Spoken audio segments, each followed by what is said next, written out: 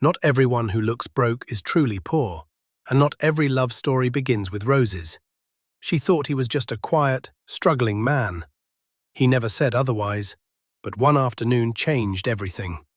Before you watch, don't forget to like, share, comment and subscribe, because this story will surprise you. Now, let's begin. Chinedu wasn't supposed to be home that day. He had packed his bag and was all ready at the airport, ready to travel for a business meeting in Port Harcourt.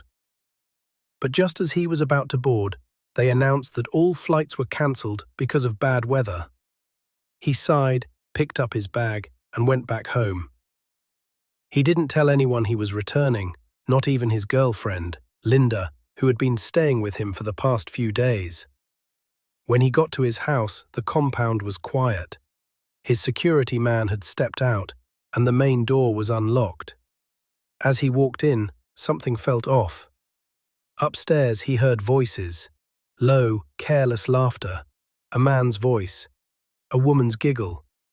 He opened his bedroom door, and there she was, Linda, half naked, in his bed, with another man, in his house. She jumped, then sat up like nothing serious had happened. "I didn't know you'd come back today," she said casually. Chinedu looked at her. He didn't raise his voice. He didn't touch a thing. He just said one thing. "Both of you, out of my house, now." The man picked up his shirt and shoes, embarrassed. Linda tried to speak, but Chinedu turned his face away.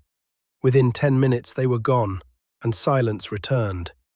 He sat down in the living room, breathing slowly, not crying, just tired. This wasn't the first time. It felt like a circle he couldn't escape. Women liked him at first, when they saw the cars, the house, the money. But after a while, it always came down to one thing: his height. He had heard it all. "You're nice, but I want tall children. I can't wear heels around you. You look like my younger brother. You're too short for me to feel protected." No matter how rich or kind he was, it was never enough. They smiled in public, but laughed at him in private. Now, here he was again, alone in a quiet mansion. The only thing he could think of was stepping outside, just to breathe. Later that week, he decided to go to the market. He needed fruits. He liked keeping fresh banana, pawpaw, and orange in his fridge. He wore a simple t-shirt, picked his car key, and drove off. It was time to step away from noise and remember how peace felt again. Chinedu walked into the market with his car key in one pocket and a shopping bag in his hand. The sun was high, and the place was noisy. Traders were calling customers left and right. The smell of tomatoes, fish, and dust filled the air. He didn't come to think or meet anyone. He just came to buy fruits, like he always did. He liked to keep bananas and pawpaw in the fridge. It helped him eat healthy, especially when he didn't feel like eating heavy food. As he walked past the fruit section, a young woman at a stall caught his attention. Not because of anything special, she was just there, arranging fruits. Her stall was neat, and everything looked fresh. Her dress was clean and simple. She stood tall, reaching up to hang a bunch of bananas on a hook. When she saw him, she gave a small smile. "Good afternoon, sir," she said. "You want some fruit?" Chinedu nodded. "Yes, please. Let me have 2 pawpaws and a bunch of bananas." She picked the ones that looked good and weighed them on a small scale. "That will be 1,500, she said. Chinedu paid her and collected the bag. "Thank you," he said. "You're welcome," she replied. He stood there for a second, not sure why. Maybe it was just the way she talked, calm and straight, no funny looks, no side comments, no long talk, just a simple conversation. "What's your name?" he asked casually. "Ifeoma," she said. He nodded. "All right, thank you, Ifeoma." She nodded back. "Have a good day." Chinedu turned and walked away with his bag. He didn't think too much about it. It was just a normal day. He came to buy fruits. He got fruits. That was all. Ifeoma came home tired that evening after a long day at the market. She dropped her basket by the wall and sat on the floor, stretching her legs. Stella was lying on the bed, scrolling on her phone with earphones in. "You won't believe the kind of customer I had today," Ifeoma said, removing her head tie. Stella removed one earphone. "What happened?" He looked different, quiet, polite.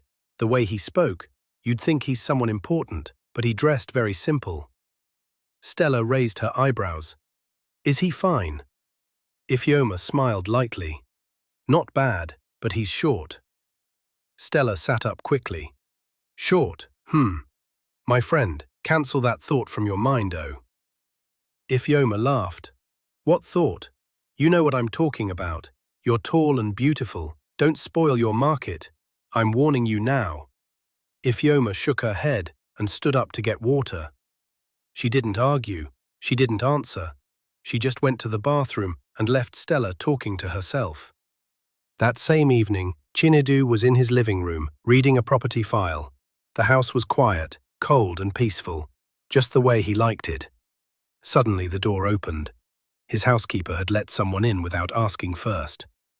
When Chinedu looked up, his eyes met a face he never wanted to see again. Linda. She stood in front of him, holding a small bag and looking worn out. Before he could say anything, she dropped to her knees. "Please, Chinedu," she said softly. "I've made a lot of mistakes. I didn't value what I had. I thought I was smart, but I was foolish." Chinedu sat still, arms folded. "I've suffered," she continued. "Since I left this house, nothing has worked for me. No peace, no money, no happiness. I've changed. Please, just give me one more chance." She knelt there, crying in silence. But Chinedu said nothing at first. He looked at her like a stranger. Then he spoke. "I know why you're here, Linda. You're broke. You need money. That's all." Her eyes widened. "You're not here because of love. You're here because life is beating you. Not because you're sorry." Linda shook her head quickly. "No, Chinedu." "Enough," he said coldly. He turned to the security man standing by the door. "Send her out." The man hesitated. "Now," Chinedu said again, calmly. Linda began to cry, still kneeling. "Chinedu, please, don't do this, just listen to me." But the security man walked toward her. She stood up slowly, still pleading. She was led out, gently but firmly. Chinedu sat back on the couch, picked up his file again and said nothing. To him, that chapter was closed. Chinedu had a plan. After all the pain and fake love he had seen, he made a decision. Nobody would know who he truly was, not at the beginning, not anymore. That Sunday, he wore a plain shirt, simple trousers and old shoes. He left all his expensive things behind. No wristwatch, no perfume, just peace. He entered one of his oldest cars, a small saloon he hadn't used in a long time. He cleaned it by himself, drove alone, and parked near a small church not far from the market. During the service, he sat at the back. He didn't talk to anyone. He prayed, gave his offering, and quietly stepped out once the closing hymn was done. As he walked out of the gate, he noticed a familiar face standing under a tree. Ifeoma. She saw him too and smiled. "Good afternoon." "Good afternoon," he replied. "I didn't know you worship here." "Sometimes, if I'm not too tired from the market." "I came with my car. Can I drop you off?" She looked unsure for a moment, then said, "Okay, thank you." They walked to the car. She didn't say a word about its condition. She entered with no complaints. The ride started well. They talked about the heat, the singing in church, and how full the place was. Then, just about 3 kilometers to her street, the car began to shake. It made a loud sound and stopped moving. Chinedu tried starting it again, but the engine refused. He turned to her. "Looks like the car is tired." Ifeoma smiled. "Don't worry, my street is not far from here. We can walk." They both came down and continued the journey on foot. He offered to carry her Bible. She said no. They walked quietly, side by side, until they got to her compound. When they reached her gate, she turned to him. "Thank you so much for today," she said. "You're welcome." She opened the gate, and before going inside, she added, "That's my friend, Stella." Stella was standing at the door, arms folded, watching them. Chinedu waved slightly. "Good afternoon." Stella gave a dry smile and replied flatly, "Afternoon." As soon as Chinedu left, Stella closed the door and turned to Ifeoma sharply. "So that's the man you've been talking about?" "Yes, he offered me a ride from church." Stella scoffed. "You better remove your mind from that short man. You think you'll be happy with someone like that?" "Why do you say that?" Ifeoma asked. Stella rolled her eyes. "Think about your future. Think about your children. You want short children that will hate you. You think love is enough?" Ifeoma didn't say a word. She quietly walked into the room and placed her Bible on the table. The next day, Chinedu went to buy fruits at the market. He drove the same old saloon car and parked in the usual corner. He stepped out quietly and walked straight to Ifeoma's stall. She was arranging fresh mangoes when she looked up and smiled. "You're becoming a regular customer," she said. Chinedu smiled. "Maybe your fruits are too good." She laughed lightly as she handed him a basket. He picked some oranges and a pawpaw. While she packed them in a nylon bag, he cleared his throat and said, "Ifeoma, can I ask you something?" "Okay," she replied. "Would you like to join me for dinner this evening? Just something small, nothing fancy." She paused for a second, looked at him quietly, then gave a small nod. "All right." "Should I come and pick you?" he asked. "Yes, around 6:30, she said. "I'll be there." Later that evening, Chinedu drove back to her area. Same old car, same plain clothes, nothing loud or flashy. He parked by the gate and honked once. Stella opened the door and stepped outside. When she saw who was in the car, her face changed.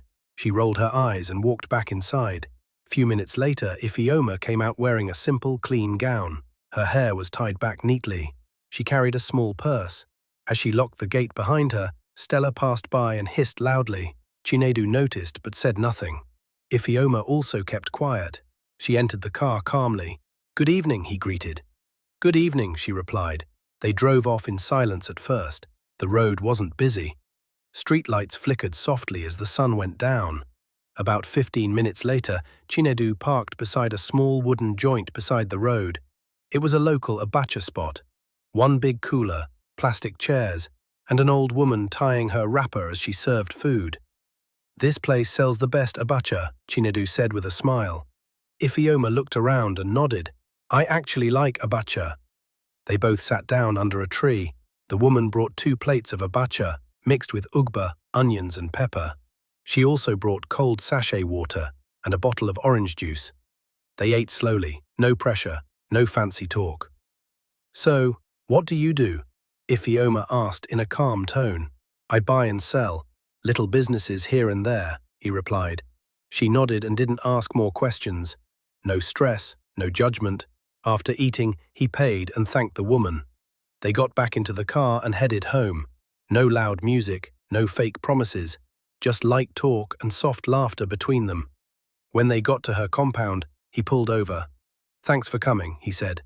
"Thanks for the meal," she replied. "Good night, Ifeoma." "Good night, Chinedu." She stepped out of the car and walked into her compound. Chinedu waited until the gate closed before driving off, quietly, with a small smile on his face. One hot afternoon, Stella went to a nearby shopping mall to buy hair cream. As she stepped out with her nylon bag, she paused. Something caught her eye across the parking lot. It was Chinedu, but this time he didn't look poor. He wasn't in his old saloon car. He was walking out of the mall in a clean designer shirt, dark glasses, and expensive wristwatch.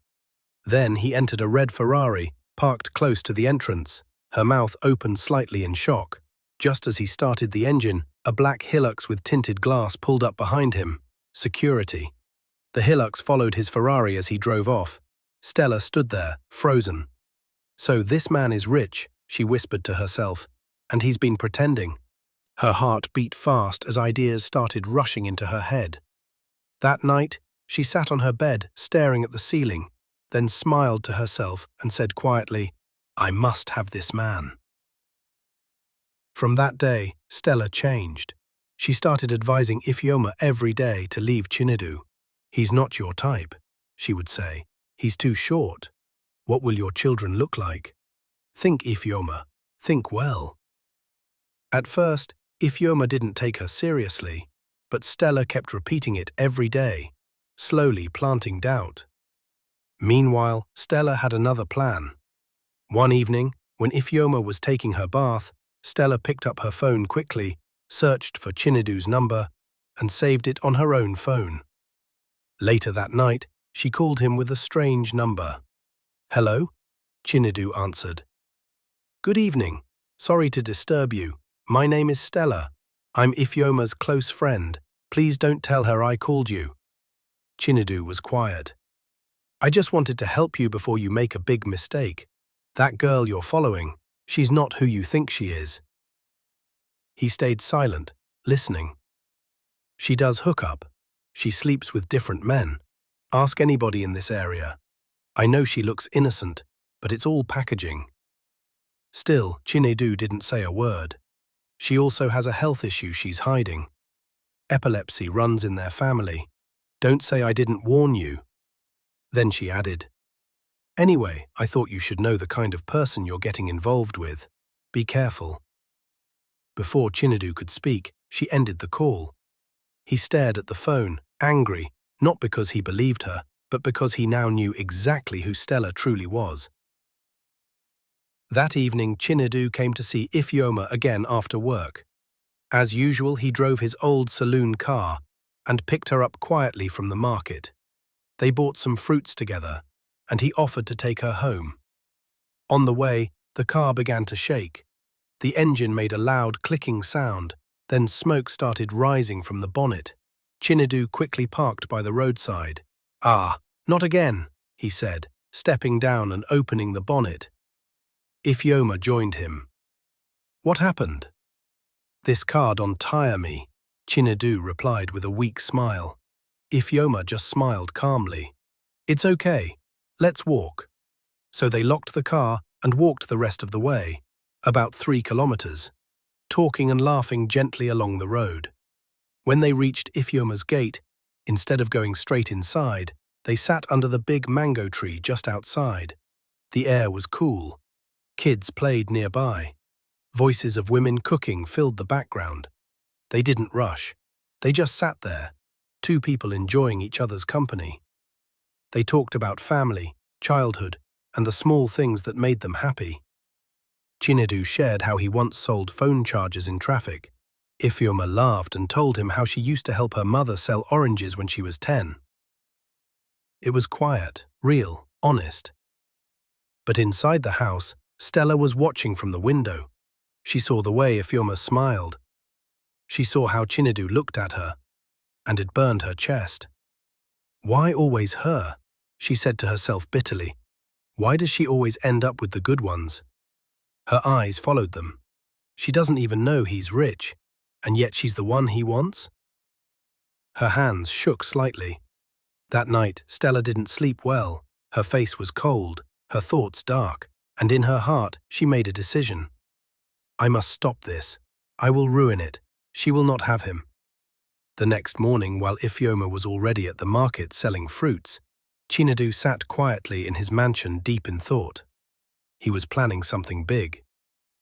He had spoken to the manager of a 5-star hotel in the city. The date was fixed for the next day. He wanted to propose to Ifeoma, not in a loud way, but with quiet class, a simple, private dinner, just a few guests posing as regular diners, light music, candles, flowers. He had bought a diamond ring the day before. He held it in his hand now, turning it gently under the light. "I think she's the one," he whispered to himself. A team had already been hired to decorate the event hall. The hotel had assigned a private section for him. The waiters were already briefed. The drinks were ready. Everything was moving smoothly. Chinedu didn't want to waste time. He had found peace with Ifeoma, something money couldn't buy. That afternoon, Ifeoma was still at the market, selling fruits like every other day. Stella looked at the time and smiled to herself. She picked up her phone and dialed Chinedu's number. "Hello?" he answered. "Chinedu, please, I need your help. It's urgent," she said, her voice sounding shaky on purpose. "What's going on?" he asked. "I can't explain on the phone. Please just come to the house. It's important." Chinedu looked unsure. He didn't feel like going. "Ifeoma isn't home, right?" he asked. No, she's still at the market. Please come. I won't take much of your time." After a few seconds of silence, Chinedu sighed. "All right, I'll be there soon." 30 minutes later, Chinedu drove in and knocked. Stella opened the door, already dressed in a loose top and short wrapper. She smiled sweetly. "Thank you for coming." "What's the matter?" Chinedu asked, stepping into the living room. She waved her hand casually. "Let's sit, you look tired. Can I get you something to drink?" He nodded. "Just water is fine." She went to the kitchen. But instead of water, she poured juice into a glass and carefully dropped something inside. She brought it back and handed it to him. "Here," she said. Chinedu drank it while she sat across from him, pretending to be talking about something serious. 10 minutes later, his head started feeling heavy. "I don't know. I feel dizzy," he said, trying to sit up straight. "It's okay," Stella said softly. "Just rest a bit. You've been working too hard." Chinedu leaned back slowly, and his eyes closed. Within seconds, he was fast asleep. Stella stood up, dragged him to the bed, unbuttoned his shirt halfway, and laid beside him. She tousled her own hair to look messy and scattered the bedspread. Then she waited. An hour later, the door creaked open. Ifeoma stepped in with a nylon bag of roasted ground nuts and oranges. "Hello, Stella," she called. No answer. She walked into the room and froze. Chinedu was lying on the bed, half unclothed, eyes closed. Stella was beside him, pressing her body against his like she had just been kissed. Ifeoma dropped the nylon bag. Her mouth opened, but no words came out. Her eyes filled with tears instantly. Stella sat up slowly, pretending to adjust her wrapper. "I told you he was a womanizer," she said, calm and heartless. "You didn't listen. You thought you were special." Chinedu suddenly turned, hearing the sound of crying. He opened his eyes, confused and weak. "What's going on?" he asked. Then he saw Ifeoma standing by the door. "Ifeoma, what's happening?" Ifeoma shook her head, wiping her tears. "I should have known," she whispered. She turned and walked out, heart broken into pieces. "Ifeoma, wait!" Chinedu shouted, jumping up in confusion. He struggled to button his shirt and ran out barefoot. "Ifeoma, please, it's not what you think." But she was already gone. She didn't look back, she didn't stop, and Chinedu stood there in the street, completely lost. That night, Chinedu sat in his room, staring at the ceiling. He hadn't eaten. He hadn't moved. His phone vibrated again. It was the manager of the hotel. "Sir," the man said over the phone, "your event is supposed to start in an hour. The decorators are done. Waiters are ready. Guests are arriving." Chinedu closed his eyes and rubbed his forehead.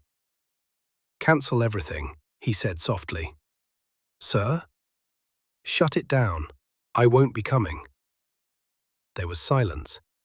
Then the manager quietly replied, "Understood." Chinedu dropped the phone and sat there like a man who had lost everything. He had planned to propose to the woman he loved. Now she was gone. He picked up his phone again and tried calling Ifeoma. Again and again. No answer. He sent messages. Nothing. Then suddenly a loud beep came up. Blocked. Ifeoma had blocked his line. Chinedu sat still for a long time. The next morning, he went to her house, the small room she shared with Stella. But the door was locked. No one answered. He asked the woman living next door. "She don't pack go," the woman said. "She carry her bag yesterday night. She say she no day stay here again." Chinedu's heart sank. "Do you know where she moved to?" he asked. The woman shook her head. "She no tell anybody." Chinedu stood there, helpless. He knew he had to find her, but where would he start? Back at his house, he found Stella waiting in his living room. She smiled sweetly and stood up when he walked in. "I came to check on you," she said. Chinedu didn't speak. "I know you're hurting," she continued, walking closer. "But I'm here for you. Some things happen for a reason." He raised his hand. "Don't talk." She froze. "Don't ever come here again," Chinedu said coldly. "You caused this." "Chinedu, Get out." This time, he didn't need to call the security. Stella knew she was no longer welcome. She picked her bag and walked out without another word. Days passed. Then weeks. Chinedu searched everywhere. Her old market spot, her favorite fruit stand, places she once mentioned in conversation. Nothing. He even asked the church if they had seen her. Nobody had. Every night he sat by his window hoping. But Ifeoma was nowhere to be found. And Chinedu, despite all his wealth and power, had never felt this helpless.